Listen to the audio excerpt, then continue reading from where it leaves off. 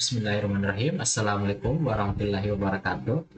Jadi pada kesempatan kali ini kita akan belajar tentang perbedaan tiga jenis multiplexing. Nah, sebelumnya izinkan saya memperkenalkan nama saya. Nama saya Imar Syafri dengan NIM 2024 2024 2205030. Baik, sebelum kita melangkah ke tiga jenis multiplexing, angka baiknya itu kita mengenal terlebih dahulu pengertian tentang multiplexing. Jadi, multiplexing adalah suatu teknik dalam komunikasi dan jaringan yang memungkinkan pengiriman banyak sinyal atau data secara bersamaan melalui satu jalur fisik atau channel. Tentunya, tujuan dari penerapan teknik ini adalah efisiensi transmisi serta penghematan infrastruktur untuk jalur komunikasinya itu sendiri. Nah, pada multiplexing ini kita akan belajar tentang FDM atau Frequency Division Multiplexing, WDM atau Wavelength Division Multiplexing, serta TDM atau Time Division Multiplexing. Nah, yang pertama kita pelajari adalah pengertian, cara kerja, serta keuntungan dari FDM atau Frequency Division Multiplexing. Nah, FDM atau Frequency Division Multiplexing adalah teknik multiplexing analog yang memungkinkan beberapa sinyal ditransmisikan secara bersamaan melalui satu media dengan cara membagi rentan frekuensi yang tersedia yang dipisahkan oleh band pass filter.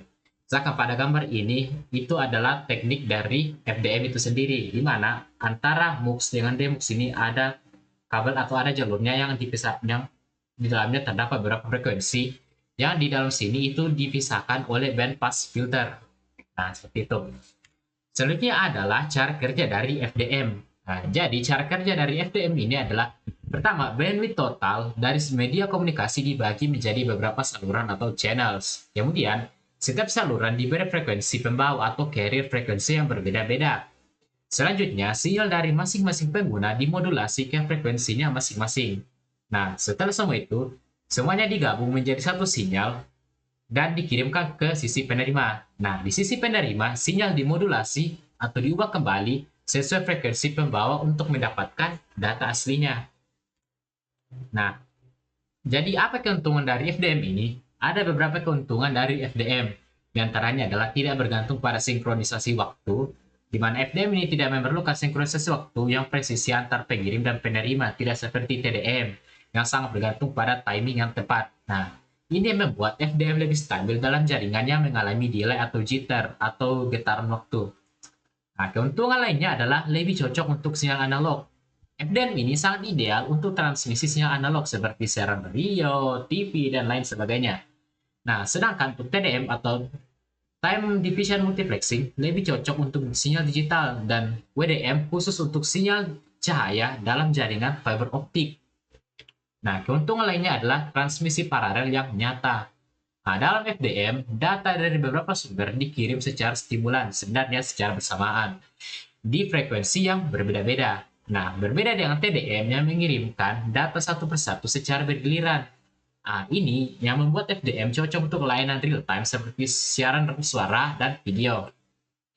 Keuntungan selanjutnya adalah implementasi teknologi relatif lebih sederhana untuk sinyal analog. Karena tidak perlu konversi digital dan pengaturan waktu yang kompleks, FDM dapat diimplementasikan lebih mudah dalam sistem analog tradisional seperti radio FM dan lain sebagainya, tanpa memerlukan teknologi canggih seperti WDM atau sistem TDM digital. Nah, keuntungan selanjutnya adalah lebih tahan terhadap gangguan waktu. Nah, jika terjadi gangguan atau penundaan sinyal, FDM tidak terlalu terganggu karena masing-masing saluran tetap berada di frekuensinya masing-masing. Dibandingkan dengan TDM yang bisa kacau jika slot waktunya tergeser. Nah, selanjutnya adalah pengertian cara kerja serta keuntungan dari WDM atau Wavelength Division Multiplexing. WDM atau Wavelength Division Multiplexing adalah metode multiplexing yang digunakan khusus dalam komunikasi serat optik. Nah, di mana data dari beberapa sumber dikirim secara bersamaan menggunakan panjang gelombang atau warna cahaya yang berbeda dalam satu serat fiber optik. Nah, misalkan pada gambar ini ada multiplexer dan demultiplexer. Nah, di sini ada perantaranya itu single fiber. Jadi dalam satu fiber ini terdapat beberapa cahaya yang dikirimkan secara bersamaan dan warnanya berbeda-beda. Seperti itu. Nah, cara kerjanya bagaimana? Jadi cara kerja dari WDM adalah setiap sinyal data diubah menjadi cahaya yang warnanya berbeda, serta panjang gelombang yang berbeda pula. Nah, Berbagai cahaya ini digabungkan menjadi satu berkas cahaya menggunakan prisma atau multiplexer optik. Nah, berkas cahaya ini dikirim melalui satu serat fiber optik. Kemudian setelah sampai ke sisi penerima, demultiplexer optik memisahkan sinyal berdasarkan warna panjang dan gelombangnya. Nah, setelah itu mereka akan ditransmisi ulang agar mendapatkan data aslinya. Nah, jadi apa keuntungan dari wavelength division multiplexing ketimbang FDM dan TDM? Pertama adalah kapasitasnya lebih tinggi. Jadi WDM mampu mentransmisikan puluhan hingga ratusan sinyal cahaya berbeda secara bersamaan melalui satu serat fiber optik. Nah, setiap sinyal menggunakan panjang gelombang atau warna cahaya yang berbeda-beda, sehingga total bandwidth jauh lebih besar dibandingkan FDM atau TDM yang berbasis frekuensi atau waktu. Keuntungan kedua adalah kecepatan datanya lebih tinggi. Nah, karena bekerja dengan media optik dan menggunakan cahaya sebagai pembawa data, wavelength division multiplexing mendukung transfer data dalam kecepatan sangat tinggi sehingga cocok untuk backbone jaringan internet dan komunikasi data jarak jauh. Nah, keuntungan ketiga adalah tidak perlu sinkronisasi waktu. Berbeda dengan TDM yang memerlukan sinkronisasi waktu yang presisi, WDM tidak memerlukan hal tersebut karena setiap sinyal berjalan di panjang gelombang yang terpisah. Nah, ini membuat sistem lebih stabil dan lebih sederhana dalam manajemen waktu.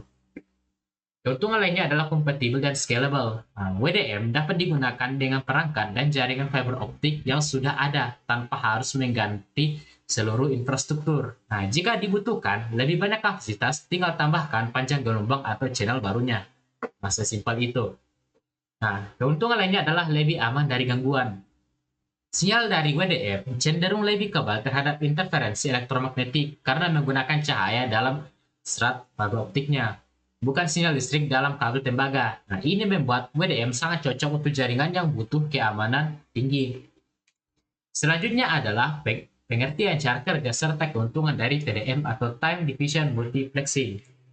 TDM atau Time Division Multiplexing adalah teknik multiplexing di mana beberapa sinyal dibagi dalam slot waktu, lalu dikirimkan secara bergantian tapi sangat cepat sehingga tampak seperti bersamaan. Nah, seperti pada gambar yang tertera ya, sini ada MUX dan DMUX, di mana di sini adalah data flow-nya atau data pengirimannya. Di sini kita bisa lihat data-data ini dikirimkan secara bergiliran dan kemudian dikonversi lagi dan disusun ulang. Nah, cara kerja bagaimana? Cara kerja seperti ini. Waktu dibagi menjadi blok-blok kecil atau slot waktu. Nah, data ditempatkan di tiap blok-blok kecil tersebut. Nah, selanjutnya, tiap sinyal mendapatkan giliran mengirimkan datanya pada slot yang telah ditentukan. Nah, setelah sampai di sisi penerima, slot waktu digunakan untuk memisahkan kembali sinyal yang diterima. Kemudian sinkronisasi waktu sangat penting agar tidak ada data yang tertukar. Nah, keuntungan dari TDM ini yang pertama adalah efisiensi penggunaan saluran. TDM memungkinkan beberapa sinyal menggunakan satu saluran transmisi secara bergantian berdasarkan waktu.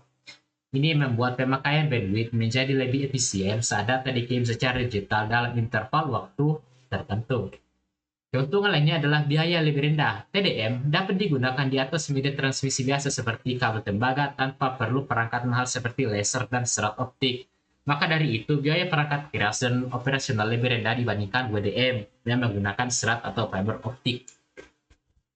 Nah, keuntungan lainnya adalah pengelolaan data lebih cepat. Karena TDM cocok untuk sinyal digital, ini menjadikannya lebih mudah diintegrasikan dengan sistem komputer dan jaringan digital modern. Sinkronisasinya juga bisa dikendalikan secara software atau perangkat lunak. Keuntungan TDM lainnya adalah tidak ada interferensi antar channel karena sinyal dikirim secara bergantian dalam waktu yang berbeda. Tidak ada tumpang tindih antar sinyal. Ini mengurangi kemungkinan gangguan atau interferensi antar sinyal yang biasa terjadi pada sistem berbasis frekuensi atau FDM. Nah, keuntungan lainnya adalah sederhana dalam implementasi. Untuk skala kecil atau jaringan lokal, TDM bisa diterapkan dengan struktur sistem yang sederhana, tanpa perlu pembagian spektrum, frekuensi, atau panjang gelombang yang rumit. Itulah beberapa keuntungan dari TDM. Nah, jadi, apa perbedaan besar antara FDM atau Frequency Division Multiplexing dengan WDM atau Wavelength Division Multiplexing dan TDM atau Time Division Multiplexing? Di sini saya sudah membuat beberapa tabelnya agar kita dapat membedakannya dengan lebih mudah. Misalkan, Di sini sudah saya buat tabel yaitu aspek, FDM, WDM, dan TDM. Nah, misalkan dalam aspek dasar multiplexinya, frekuensi yaitu pada FDM dia menggunakan frekuensi atau pita frekuensi yang berbeda, sedangkan pada WDM menggunakan panjang gelombang cahaya dengan warna yang berbeda. TDM itu menggunakan waktu yaitu slot waktu bergantian. Nah, sedangkan pada aspek jenis sinyal, FDM menggunakan sinyal analog, WDM menggunakan media transmisi analog, tapi data yang dikirimkan digital, TDM itu sinyalnya adalah digital. Nah, sedangkan pada aspek media transmisi, FDM adalah kabel tembaga, radio, dan fiber optik. Sedangkan pada WDM itu hanya khusus pada fiber optik. TDM itu bisa menggunakan kabel tembaga atau fiber optik.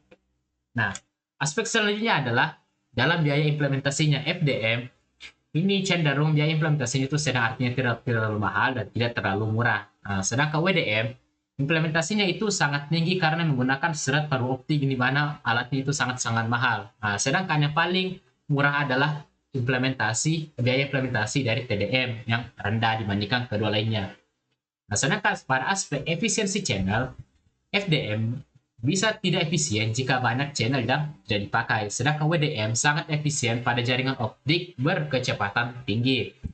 Nah, pada TDM, efisiensi channelnya tinggi jika semua slot waktu terisi. Nah, sedangkan pada aspek interferensi antar channel atau gangguan antar channel, pada FDM terdapat potensi untuk adanya interferensi antar channel. Nah, sedangkan pada WDM ada, tetapi sangat kecil karena panjang gelombang terpisah jauh. Sedangkan pada TDM itu juga ada, tetapi mendekati tidak ada karena bergantian tiap waktu atau bergiliran tiap waktu. Nah, aspek lainnya adalah kecepatan transmisi. FDM lebih lambat dibandingkan dengan dua lainnya. Nah, WDM sangat tinggi sehingga cocok untuk backbone atau internet karena dia menggunakan serat optik yaitu menyalurkan cahaya. Nah, sedangkan TDM itu tergantung dari kecepatan clock sistemnya. Sedangkan pada aspek contoh penggunaannya, FDM itu biasanya digunakan pada radio, TV analog, dan layanan kabel. Nah, sedangkan WDM atau wavelength diffusion multiplexing itu biasanya digunakan pada internet backbone berbasis fiber optik dan DWDM, yaitu dense WDM. Nah, selanjutnya pada TDM itu contoh penggunaannya adalah telepon digital dan komunikasi antar prosesor pada PC-PC. Nah, selanjutnya adalah aspek pada kelebihan utama tiap-tiap multiplexing ini. Nah, pada aspek FDM, kelebihan utamanya cocok untuk sinyal analog, sedangkan WDM itu bandwidth-nya sangat besar sehingga cocok untuk data besar dan cepat. Nah, TDM itu mudah untuk diimplementasikan serta murah. Mungkin sekian presentasi dari saya tentang 3 jenis multiplexing. Kurang lebihnya mohon dimaafkan. Wabillahi taufiq wal hidayah. Wassalamualaikum warahmatullahi wabarakatuh.